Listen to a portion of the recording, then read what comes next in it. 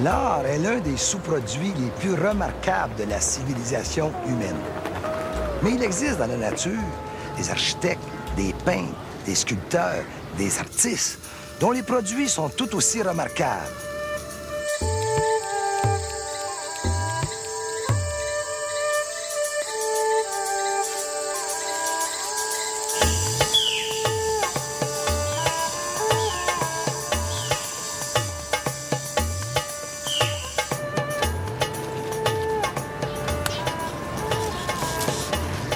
De tous les animaux qui vivent sur Terre, ils présentent la plus grande variété d'ornementation, de formes et de couleurs. Pour moi, les insectes constituent véritablement de l'art vivant.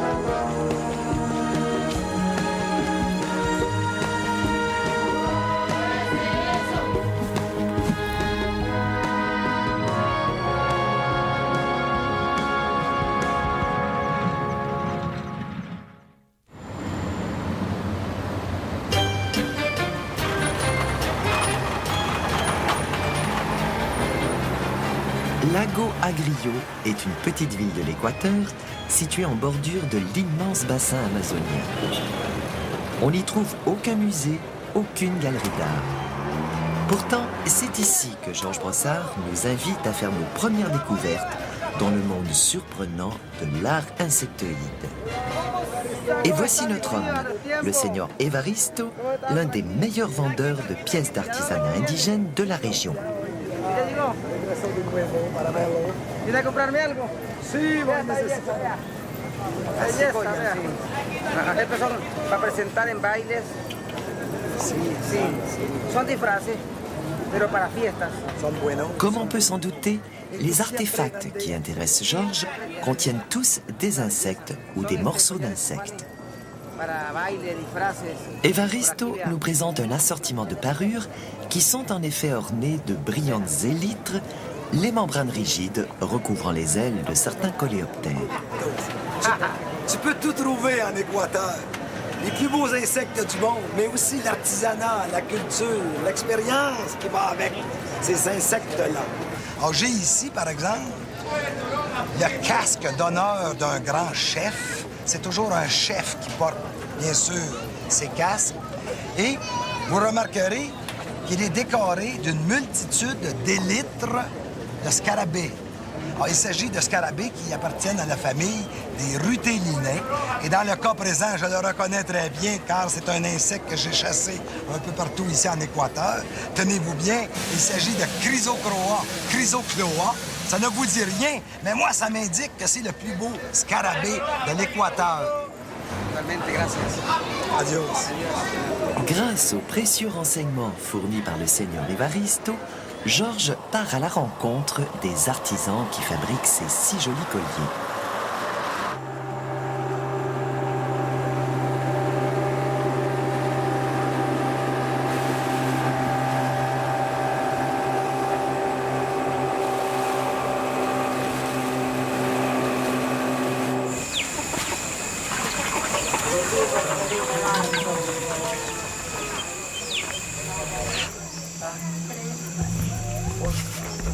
Ces femmes sont membres de la tribu des Secoyas, qui vivent en petite communauté le long de la rivière Hawarico.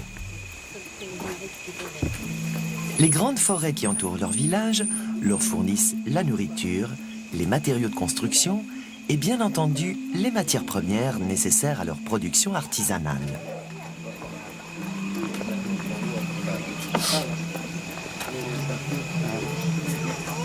Ces rutilants scarabées sont en effet très communs dans la région. On assiste même quelquefois à une apparition massive de ces insectes joyaux.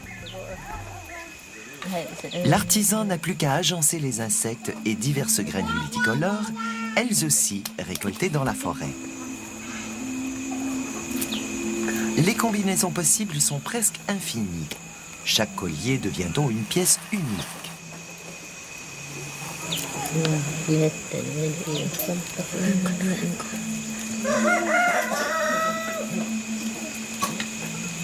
Comme vous pouvez le constater, pour ces peuples de la forêt tropicale, ces élytres de coléoptères constituent un ornement de choix.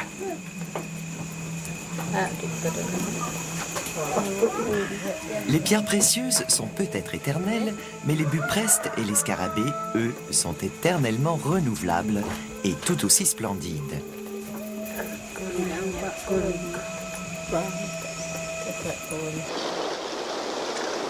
Gilbert Albert est un joaillier de renom qui réside à Genève. Lui aussi a fait de l'élytre d'insectes son joyau de prédilection. Il n'y a rien de gratuit dans la nature. Tout a été fait pour que ça fonctionne. Il n'y a jamais quelque chose qui est inutile. Et chez un insecte, il n'y a rien d'inutile. Alors, il ressemble tout à fait à de l'or. Là, il est un petit peu plus vert. C'est de l'or fin ici, et ça, c'est de l'or gris. Alors, c'est incroyable. Personne n'arrive à croire que ce scarabée, c'est un scarabée. Ils pensent qu'il est fait en métal.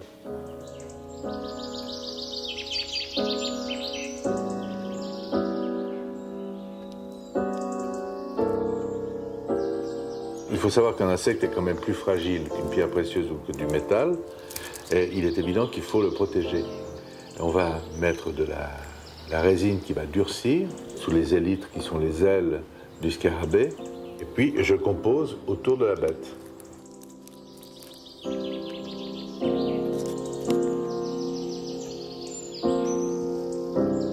Des artisans, séparés par des milliers de kilomètres et de cultures complètement différentes, arrivent donc à la même conclusion. Les formes surprenantes et les textures merveilleuses des insectes sont une source d'inspiration intarissable.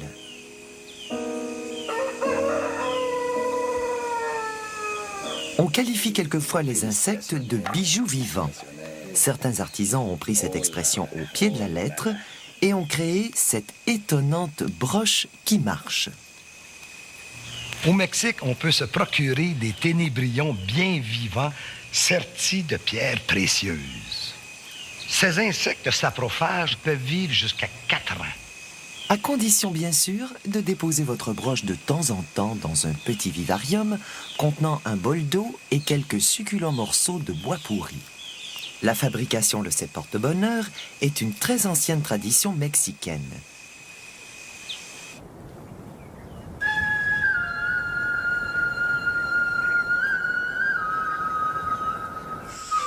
La fascination exercée par la beauté des insectes est à l'origine de bien des carrières entomologiques. Pour découvrir le beau spécimen, Georges Brossard n'hésite pas à fouiller les moindres recoins des forêts tropicales les plus inhospitalières. Voilà. La fameuse larve que je cherche. La nature travaille la matière, un peu comme le feraient nos artistes.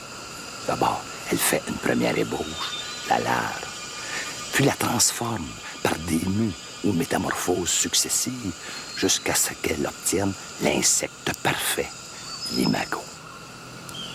Alors toi, ma belle, tu retournes dans ta pouponnière. Mais toi, je te rapporte avec moi, car je connais quelqu'un qui a toujours besoin de nouveaux modèles.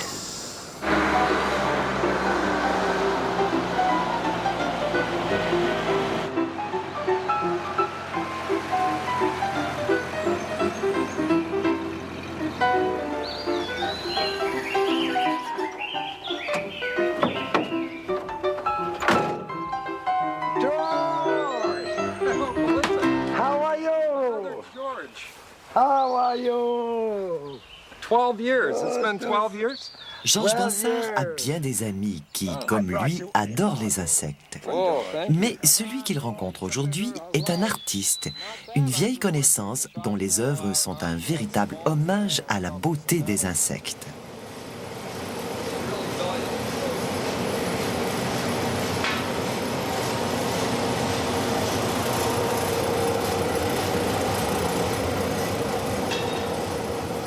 George Foster l'avoue bien candidement, il est atteint de coléoptérite, une passion irraisonnée pour les formes et les textures des coléoptères. Le sculpteur a commencé par reproduire des insectes grandeur nature, en or ou en argent, grâce à un procédé de son invention, inspiré de la technique de la fonte à cire perdue. Par la suite, il s'est attaqué au projet plus ambitieux de produire des bronzes géants d'insectes en respectant minutieusement l'anatomie de ces sujets.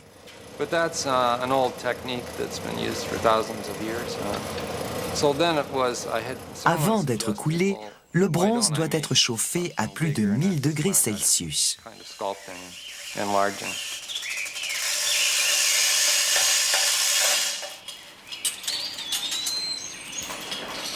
Le métal en fusion est ensuite versé dans des moules de céramique extrêmement résistants à la chaleur. Chaque moule correspond à une section de l'insecte, la tête, le thorax, les élytres. Sometimes the mold breaks. Oh, why? Kind of hot, eh? Kind of. Une fois démoulés, ces morceaux seront assemblés, soudés et polis.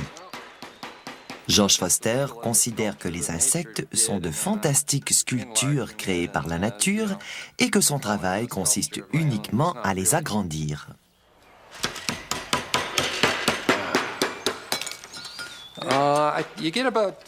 Il y a 5% de la population qui est horrifiée et qui ne peut pas croire que quelqu'un puisse faire quelque chose d'aussi monstrueux que de couler un insecte dans du métal.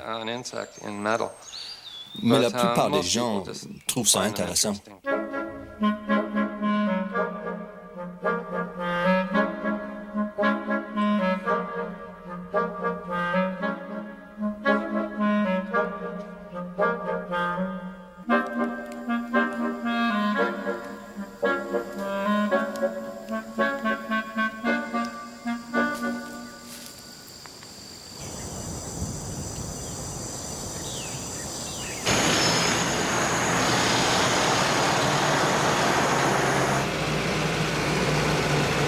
Georges nous entraîne maintenant sur les routes sinueuses pénétrant au cœur de la Malaisie pour nous faire découvrir le plus beau et le plus grand musée du monde, la forêt tropicale. Ce sont dans ces immenses ateliers naturels que prennent forme tous les chefs-d'œuvre de l'art vivant.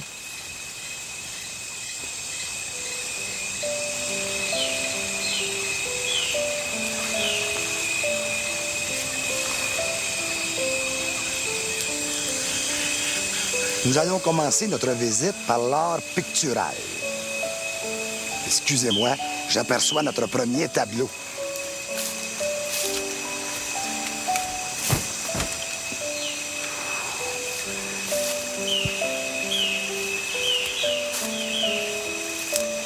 Les ailes de papillon sont de véritables tableaux auxquels il ne manque que le cadre. À la fin du 19e siècle, des impressionnistes comme Van Gogh et Seurat révolutionnent l'art de la peinture en composant leurs toiles à partir de minuscules taches de couleur. C'est cette même technique, le pointillisme, qu'utilisent les papillons.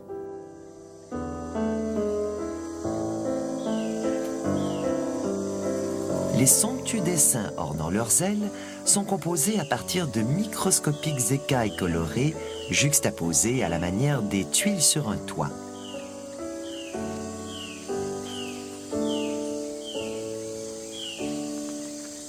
Les papillons manient l'écaille avec autant de virtuosité que les grands maîtres la pointe de leur pinceau.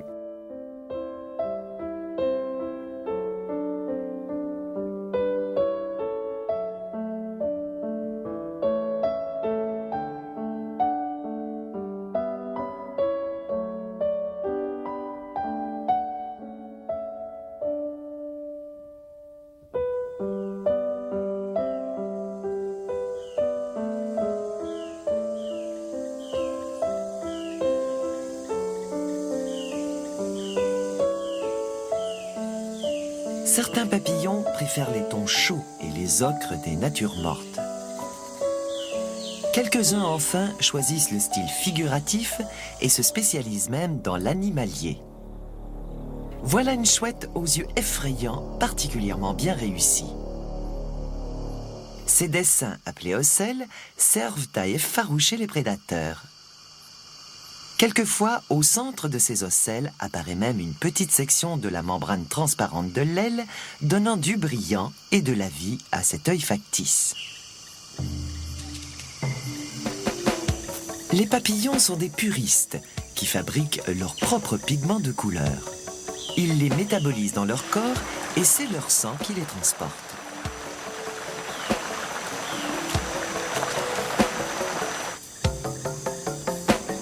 Les pigments sanguins, comme la mélanine, donnent le noir. C'est la même substance qui permet aux humains de bronzer. À faible dose, elle produit différents tons de brun. Le blanc résulte de l'accumulation d'acide urique dans les écailles. Les jaunes, oranges ou rouges sont créés à partir de molécules puisées dans la nourriture.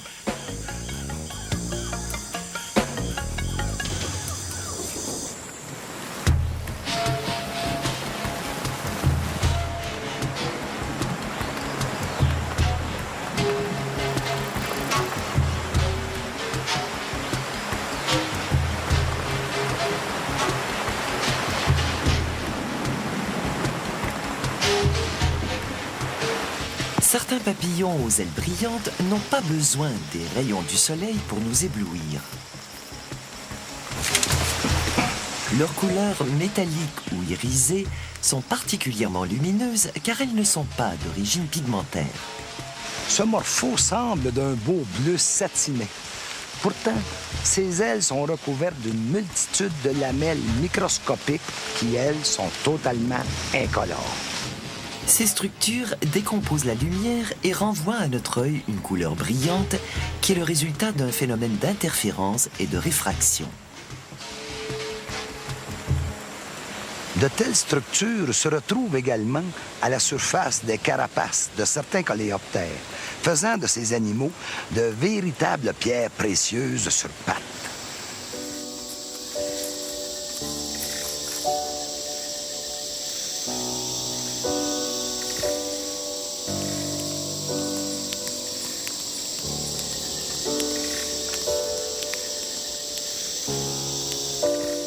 Le monde des insectes cache de véritables trésors. Pour les découvrir, le promeneur n'a qu'à fouiller du regard le somptueux écrin de verdure de la nature.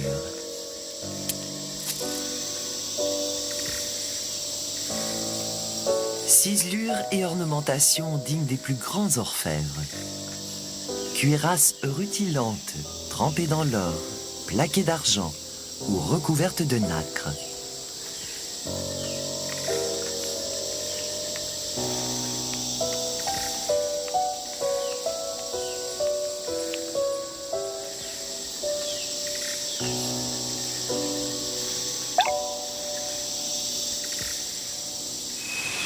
Chez plusieurs personnes, la contemplation des insectes provoque un véritable plaisir esthétique. Les formes et les textures de ces sculptures vivantes varient à l'infini et peuvent donc être appréciées au même titre que bien des œuvres humaines. Évidemment, chez l'insecte, il est quelquefois difficile de dire où l'art commence et où la nature finit. À première vue, la démarche artistique des arthropodes semble se réduire à modeler leur forme simplement pour mieux sauter, se camoufler ou se défendre. Par contre, en contemplant les motifs extravagants dont se parent certains insectes, on peut effectivement se demander si ceux-ci ne font pas de l'art pour l'art.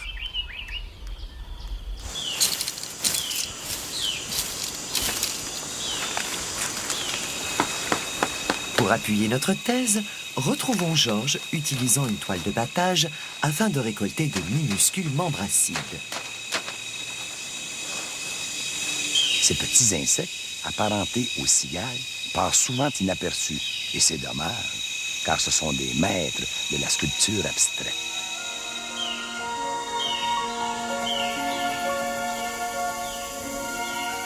Les membres acides présentent des formes tellement aberrantes qu'il est impossible de leur trouver une quelconque utilité. Plus nous regardons les insectes de près, plus nous pénétrons dans un univers artistique qui dépasse l'imagination.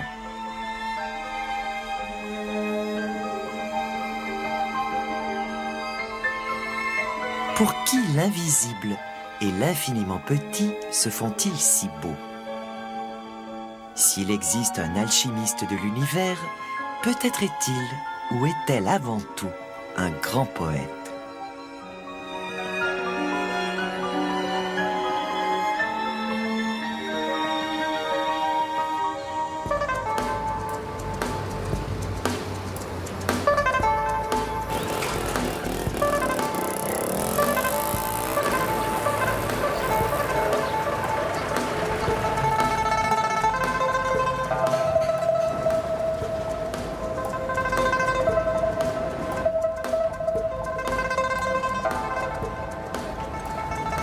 Découvrir la beauté des insectes est un moyen fort agréable de se réconcilier avec cette classe animale, souvent mal aimée. Par contre, pour certaines espèces d'insectes, la passion des amateurs d'art vivant ne constitue qu'un péril de plus à affronter. Le commerce mondial du papillon de décor extermine plus d'1 milliard d'insectes par an. Tous les continents se dépeuplent de leurs lépidoptères, et cela à une vitesse inimaginable. Ce triste tableau de chasse inclut également une foule de sauterelles, cigales ou coléoptères géants, inscrits pour la plupart sur les listes des espèces en voie de disparition. Le problème est de taille, car dans certains pays tropicaux, il s'agit d'une véritable industrie impliquant une foule de sous-traitants pour qui la chasse ou le travail en atelier constitue l'unique gagne-pain.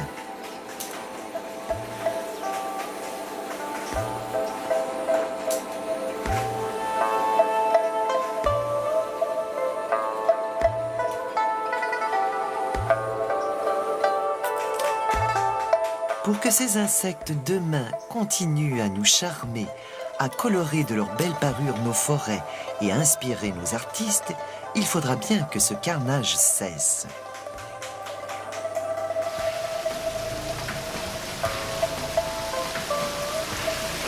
Le grand musée de la nature manque cruellement de gardiens.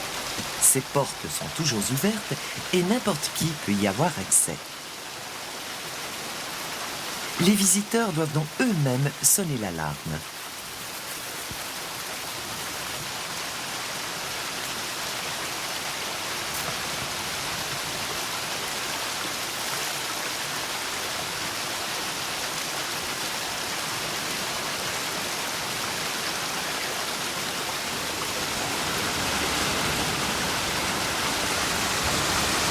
Trogonoptera brochiana albescens, un ornithoptère, c'est-à-dire un papillon aux ailes d'oiseau. C'est un papillon protégé et qui constitue l'emblème de la Malaisie.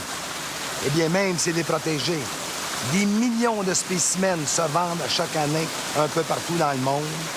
Et ce merveilleux lépidoptère fait l'objet d'un commerce éhonté.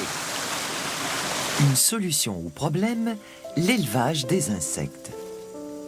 Dans la nature, seulement 1% de tous les œufs pondus par les papillons deviennent des adultes. Dans une serre, par contre, une seule femelle pourra donner naissance à une centaine de brillants morphots, à la grande joie de tous les amateurs d'art vivant.